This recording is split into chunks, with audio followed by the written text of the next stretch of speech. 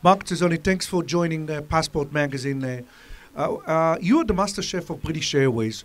What's the secret of providing services to premium classes, first class, business class, top economy, and so on? Okay. First of all, we have to look at the customers that we are trying to serve. Okay. We have to look at their expectations. Why have they bought that ticket? What are they expecting? What are they expecting? From that point of view, we have to then concentrate on the quality of the ingredients that we buy. We buy very, very good ingredients. We don't buy, rubbish ingredients. It's very, very good ingredients we buy. We spend a lot of time sourcing these ingredients, and we have to design the menu around the expectations of the people on whichever route we're doing. So there's no point in me putting a Japanese dish on India, for instance. And also we have to look at the authenticity of the food that we're serving. So when we're serving Indian cuisine, we bring chefs from India to London, train the workforce, source the ingredients, write very authentic Indian recipes. Same goes for Japan, China, all of the different regions. We do around 20 different regional menus from different regions around the world. As I said, we concentrate a lot on the sourcing of ingredients. So we're looking for quality, and that's what's going to work in the air. So take, for instance, Israel. Great for us. Some great ingredients in Israel. The local market, we've got local vegetables, fruit, we've got lovely cheeses, we've got all these things that we can use, and we do. We're using the olive oil, we're using the olives, we make all sorts of stuff here.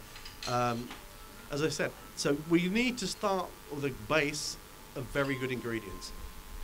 Okay, what's the difference between serving gourmet meal on a restaurant on ground and on 9,000 feet altitude or something like that? Okay, there's a big difference between serving food to a restaurant or in the air. One, they're completely different processes. In a restaurant, you cook, you serve it, everyone's happy. Hopefully, right? On a plane, we have to use the cook-chill process. We're not cooking, serving, it's going up in the air. So, for one thing, there is that time lag, and that means that from a health and hygiene point of view, from food hygiene, we're very, very strict. So all of our food is cooked to certain temperatures, chilled to certain temperatures, and tracked. The whole thing is recorded. Okay. Secondly, food. People lose on average around 30% of the ability to taste at altitude, and that's not everybody, but that's average. And that's due to the lack of moisture at altitude, the background noise, all these things which just disturb your ability to taste.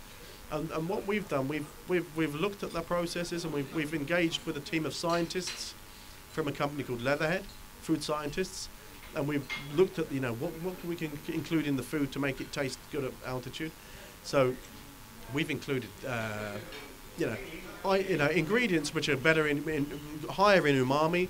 Things like olives, tomatoes, things like that. We include more of that. We include more spices. We include more herbs. We don't use a lot of salt. And then also we have to concentrate. Okay, it needs to taste good at altitude. It needs to be quite robust. The flavors need to be quite robust. So there's no point in using foods which can't stand up to that process. So we're very careful around what we source and the sort of recipes we write for altitude. What's the world trend now for passengers, on type of food and so on, which is being served on planes? Okay. Well, worldwide, there's a lot of different trends, okay? But the ones that we're noticing and directly affect us more, and when you look at the bigger picture, is that worldwide, people are more, they're more into different cuisines. People are willing to try Japanese food, authentic Indian food, which is different to the normal Indian food you get. People are willing to try all these different flavors, which is great. That makes our job a little easier, actually, because we can include some of the great dishes we do for regional cuisine into our standard menus. Also, people are making lifestyle choices now around gluten-free, around vegetarian. And so the numbers we see of us doing these type of meals is going up. It's going up. People want to know what the allergens are in the food. They're more interested around where the food came from, where the ingredients came from, the nutritional value. Everybody's far, far more interested in food now than they were 20 years ago. One final question. There is a newborn princess that was just born in the UK, and you as a Brit, what what are you going to serve her when she flies over on board the plane? Okay, well, you know, at the moment we're going to serve her nothing because she's too young, okay? But I think for the moment we could get the pastry chefs to make a nice celebration cake and we'll all eat it, all right?